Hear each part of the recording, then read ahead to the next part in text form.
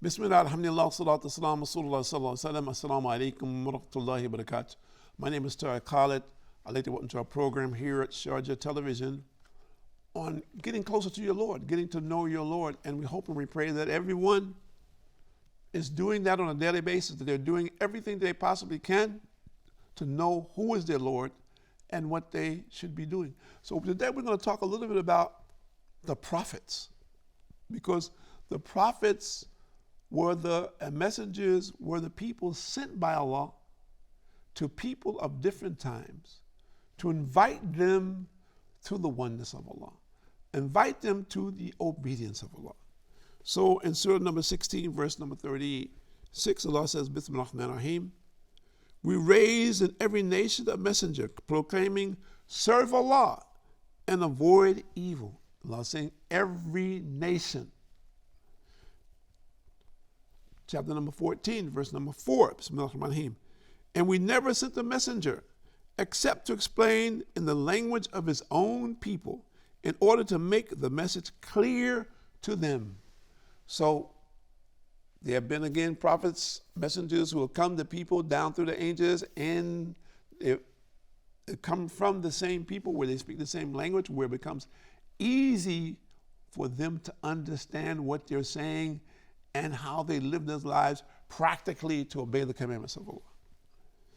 And again, Surah number 14, verse number 5, Bismillah ar-Rahman ar-Rahim, we sent Moses with our revelations, the Torah, saying, bring your people from darkness into light and remind them of the days of Allah. Truly, in this are revelations for the most patient and thankful. So this, since Allah is talking specific about revelation to Moses, alayhi salam, who was what? The prophet sent to the children of Israel, calling them to obey the commandments of Allah, follow him as the prophet of Allah, and the people were rebellious. People were rebellious, as always, disobedient, asking some strange, very strange request of the prophet of Allah to ask Allah to give them food from the paradise, for example. And Allah did this. So the people were disobedient even when Allah commanded them to not worship idols. Musa alayhi salam went away, and what did they do? They made an idol. So the people continue to do different things. They took the gold and made an idol out of gold, a golden calf. So we find the people in disbelief, even though the prophet was among them. And Moses alayhi salam was a major prophet, not like this any other prophet. And his brother was there with him to fortify him. But still, people repulsed him and disagreed and fought with him. In Surah number 5, verse number 46, and we sent Jesus, the son of Mary, alayhi salam, to follow in their footsteps, confirming that revealed before him in the Torah, and we bestowed on him the Injil, meaning the scriptures, in which there is guidance and light. So we see that the consistency in the prophets of Allah, that Allah gave them revelation, that Allah sent them to particular people, that they were given the responsibility of communicating with those people what was in the books and inviting people to that and to implement in their life for their own sake. And many prayer meetings with them. We ask ourselves, what do we do today? Do we just practice our so-called religion one time a week? Is that what was done by the prophets of Allah? The true prophets of Allah, is that what was done? Their followers, is that what was done? What are our people doing today? Have we become lost? We need to look at this. For people who say that they're believers, we need to look at what do believers do? What is their commitment with Allah? What has been their procedures? And what is our present condition? And if we do not change our condition, what? Allah will not change it for us. Allah will not change the condition of a people. They change that was in their hearts. And we have to be making effort on that if we want to change. And we have to believe that and be firm and steadfast. So take time now while we have the time. Chapter number 5, verse number 48. Bismillah ar-Rahman ar-Rahim. And to you, Muhammad, we have revealed the scripture with the truth, confirming whatever was revealed, scriptures which came before it. The Quran, final revelation for mankind until the day of judgment. No more revelation coming. This is it. And when we say this, we mean the Quran in Arabic language. This is it. Now is your chance. Whatever you said you believed in before, now is your opportunity to seek and find out the truth. Study the Quran and ask Allah for guidance in relationship to it. And make intention to follow the guidance that is there for the sake of your own salvation, to preserve yourself. Do not be sidetracked by what other people are saying. Surah number 40, verse number 78. Bismillahirrahmanirrahim. We sent messages before you, and some of them we have told you about, and some of them we have not told you about. So we see that Allah has sent now again, has in the scriptures, he reported about certain prophets, and some he mentioned, some he didn't. Some stories are there, some are not. That doesn't mean that these people did not exist, that they did not make this effort and do this work of inviting people to the oneness of Allah, obeying the commandments of Allah every day, focusing on their relationship with Allah. Not just to play games or just to work a job. No. To understand the importance of the man that doesn't realize his duty to Allah is lost. So we need to take time out to reflect on what is my present condition, what is it that I need to do, how do I revive my spirit? If I find that I am dying a spiritual death, what do I need to do to revive myself? And of course the thing is what? To get involved, to support Allah's deen, to do efforts within the guidelines of deen, to write, to do whatever it is that we can to support the deen of Allah. For what is it for? It's for our own sake, for my benefit. But Allah has given it to me as a chore. But I should look at it, I should be thankful that Allah has chosen me and given me this opportunity and a platform to talk to others about this and invite them to join us at any given time.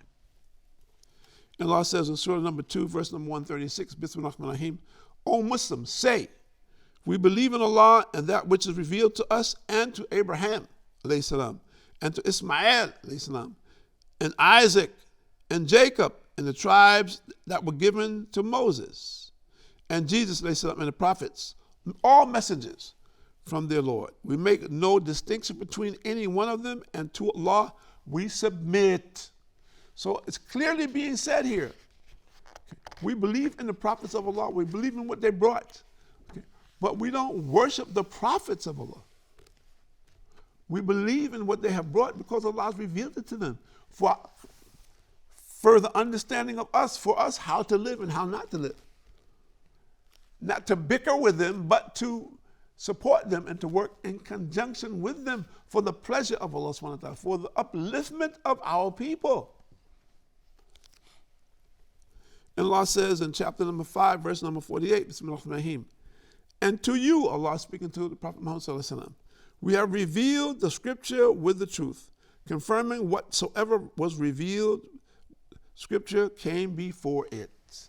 So whatever Allah revealed neutralizes whatever came before it.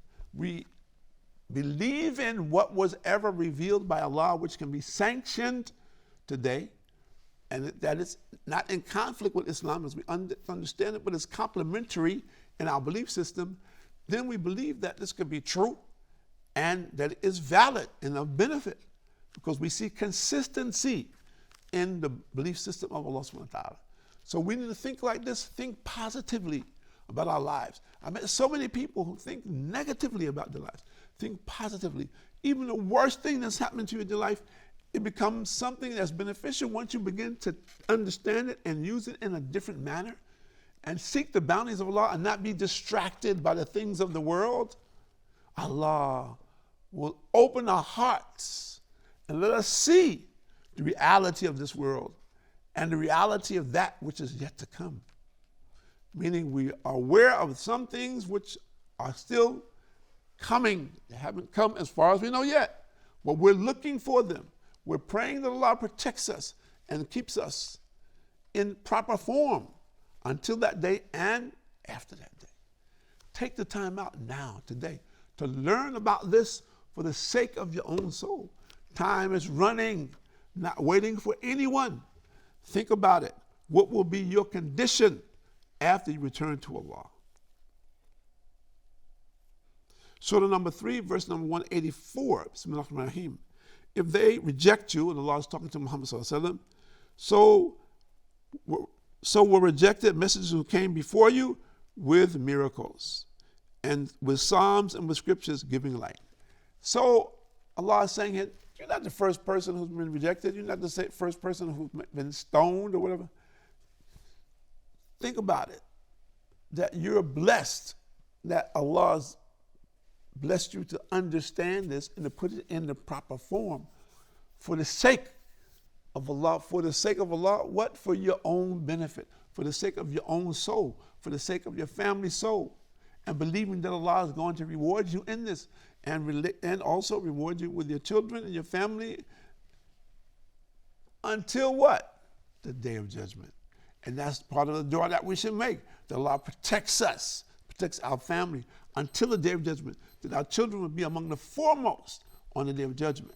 So we should think like this, we should be positive and work like this and speak like this to the best of our ability, believing steadfast in Rabbil Alameen, understanding that all our life and all that we have in this world is totally dependent on the mercy of Allah. And we're making effort to the best of our ability to seek that mercy, to seek this knowledge and to provide it for others, and to believe that this is the true upliftment for our people. Think about your present condition. Many people are still blinking, not thinking. They're blinking, not thinking. They're very, very, very, very far away from the truth. They're caught up in cycles of ignorance, falsehood, deception. We understand these things simply for the sake of our own souls and knowing the condition of our people wherever they might be, and to make effort to help them release themselves from oppression. And that oppression can be this coming from Shaitan, our vowed enemy. It's always there, always looking for an opportunity to slice and dice you. For the people that don't believe in him, believe me, he is real. And if you have a choice, it's better to be able to have the skills and the knowledge to deal with him now. And to keep it simple, to try to understand, implement, keep it simple, to make you strong mentally, physically, and spiritually, and to get the benefit from Allah's religion in this world and the hereafter. And that methodology is by implementing the Quran and Sunnah in our life on a daily basis. So this becomes the greatest reality for us in this world, and salvation in the hereafter.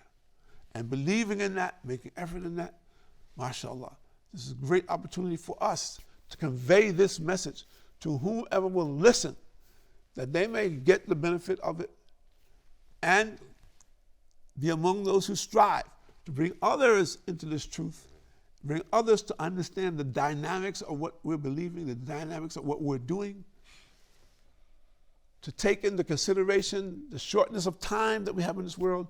How do I plan myself out? How do I organize myself?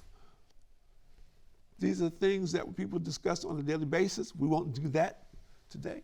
But the importance and significance of the message is to strive for the pleasure of Allah to the best of our ability, understanding and trying to do those things which Allah is pleased with, and refrain from doing the things which Allah is displeased with, understanding the reality of this life and the reality of the hereafter, and understand each one of them is in their own dimension.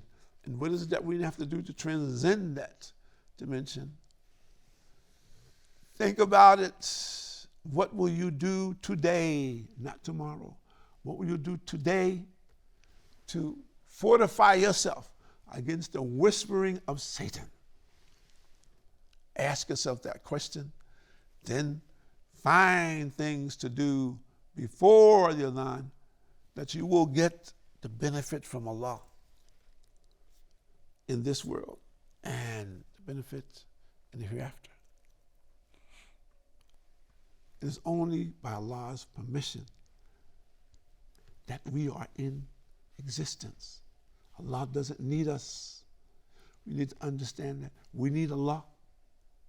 And Allah will give us and see that we'll get Him. But we must take steps on a daily basis to get the knowledge of Allah, to get everything in the correct perspective of how to worship Him in the way that He's prescribed, not just in what we want to do or how we want to do it, but to follow some guidance for the sake of our souls and the realities that we're going to face in the future. Take it now while you can. Tomorrow, we do not know what our condition will be. We'll say, oh, I'm sorry, I want to do this move. Too late. Angel of death says, Assalamu alaikum, come with me. Over. Time up. And this happens. So we want this environment, we want everyone to make effort on establishing an environment in their house where we keep hearing people talk about peace and happiness and love.